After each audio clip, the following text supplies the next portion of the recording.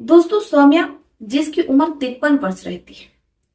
सौम्या सरकारी स्कूल में टीचर रहती है। यहाँ तक तो सब कुछ सौम्या के जीवन में बिल्कुल अच्छा चल रहा होता है। लेकिन जैसे ही सौम्या का पति ऑफिस चला जाता तो सौम्या अपने पड़ोसियों को बुला करके उनके साथ गलत काम करती है। बाकी आप लोग समझदार ही समझ सकते हैं। अब ऐसे समय बीत रहा होता है। सौम्या के पति, जिन्हें इस बारे में कुछ भी नहीं पता कि उनके पीठ पीछे आखिर उनकी पत्नी क्या कुल खिला रही है, लेकिन एक दिन सौम्या के पति ऑफिस से अचानक पहले ही आ जाते हैं। अब जैसे ही पति अचानक से आते हैं, सौम्या को संभलने का मौका ही नहीं मिलता है। सौम्या के पति सब कुछ अपने आंखों से देख लेते हैं। उनके पैरों तले जमीन खिसक जाती है। वो अपनी पत्नी से पूछते हैं कि आखिर वो उनके पीठ पीछे ऐसा कैसे कर सकती है।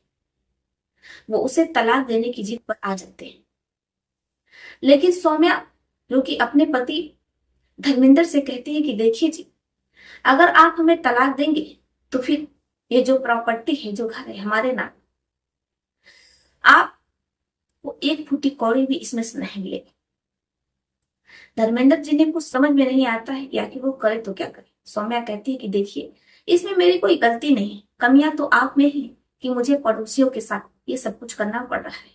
अगर आप मुझे सुख दे पाते तो फिर शायद मैं ऐसा ना करती। अब पति जिसे कुछ समझ में नहीं आता है, क्योंकि उसकी भी 3 बहनें रहती जो भी शादी करने को रहती, और एक पुश्तैनी मकान रहता है, किराए पर चल रहा होता है। इसमें से जितने पैसे आते हैं कुछ सौम्या रखती है और बाकी पैसे धर्मेंद्र रखते हैं। धर्मेंद्र जिन्हें कुछ समझ में नहीं आता है कि वो करे तो क्या करे, इसलिए वो खामोश रहते हैं। लेकिन सौम्या अपनी सारी सीमाओं को लांघ जाती है। अब वो अपने पति के सामने भी अन्य लोगों को बुलाती और फिर उनके साथ ये सब कुछ किया करती। ऐसे ही समय बीत रहा होता है, सब कुछ चल रहा होता है। किसी तरीके से जो सौम्या के पति रहते हैं धर्मेंद्र, वो अपनी तीनों बहनों की शादी बड़ी ही धूमधाम से कर देते हैं। ऐसे ही सब कुछ चल रहा होता है, समय बीत रहा होता है। लेकिन हद तो तब हो जाती है कि जब सौम्या अपने पति को ही घर से निकाल देती है और कहती है कि देखो, अब तो तुमने अपनी तीनों बहनों की शादी भी कर ली है, आखिर तुम हमारे घर में कब तक रहोगे। अब पत्नी जब अपने पति को घर से निकाल देती है तो धर्मेंद्र पूरे तरीके से टूट जाते हैं।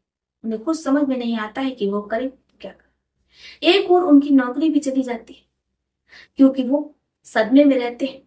इस वजह से वो जॉब पर नहीं जा पाते हैं और जो उनका बॉस रहता है वो उन्हें जॉब से ही निकाल देता है। अंत में सौम्या के पति बहुत कोशिशें करते हैं कि वो अपनी जान दे दे, लेकिन जो उनकी बहनें रहती हैं वो अपने भैया को संभालती और उन्हें अपने घर पर ही रख लेते हैं। लेकिन इसके बाद भी जो सौम्या रहती है उसका मन नहीं भरता है।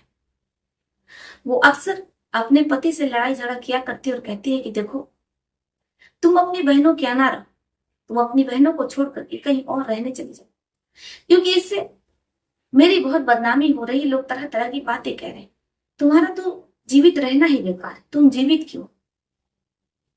लेकिन जो धर्मेंद्र रहते वो सौम्या की एक नहीं सुनते और धर्मेंद्र की बहनें अपने भाई की बड़े ही धूमधाम से शादी करवा देते। अब धर्मेंद्र अपनी दूसरी पत्नी के साथ हंसी खुशी अपना जीवन बिता रहे। जैसे ही बात सौम्या को पता चलती है तो सौम्या अपने पति पर चढ़ बैठती और उनसे लड़ने लगती। सौम्या के पति धर्मेंद्र कहते हैं कि देखो सौम्या, अगर आज की बात तुम्हें परेशान करोगी या किसी भी तरीके से हमें तंग करोगी तो हम थाने में तुम्हारी रिपोर्ट दर्ज करवा देंगे। अब जैसे ही सौम्या ये सुनती है तो वो अपने घर वापस आ जाती है और पीछे मुड़ करके कभी नहीं देखती है। अब धर्मेंद्र अपनी पत्नी के साथ हंसी खुशी जीवन बिता रहे हैं।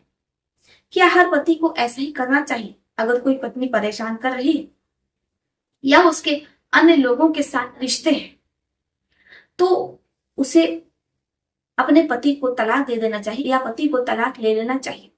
आपका इस पर क्या विचार है? क्या धर्मेंद्र ने सही फैसला किया? आप लोग अपनी भी राय हम कमेंट बॉक्स में लिख सकते हैं। तो चलिए फिर चलते हैं, मिलते हैं आपसे किसी और कहानी में। तब तक के लिए आप अपना अपने परिवार का ध्यान रखिए। आदाब, नमस्कार।